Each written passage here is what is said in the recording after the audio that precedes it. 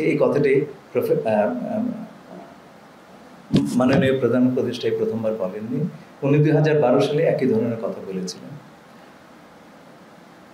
এর চাইতে একটু এগিয়ে গিয়ে 2023 সালে জাপানের প্রধানমন্ত্রী দিল্লিতে দাঁড়িয়ে প্রধানমন্ত্রী কিশিদা বলেছিলেন যে নর্থ ওয়েস্ট ইন্ডিয়া এবং বাংলাদেশ একটা ভ্যালু চেইনে আবদ্ধ করার, এবং উনি এই প্রসঙ্গে সিঙ্গল ইকোনমিক জোনের কথা বলেছিলেন।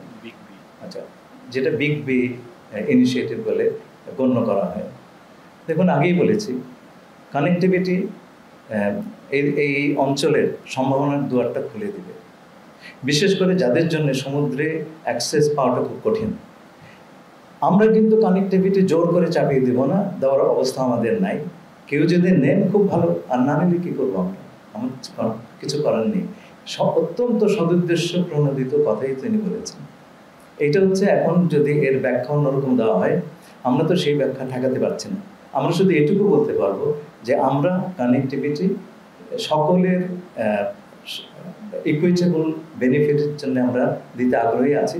কেউ নেবেন তো ভালো, না নিলে নেবেন না।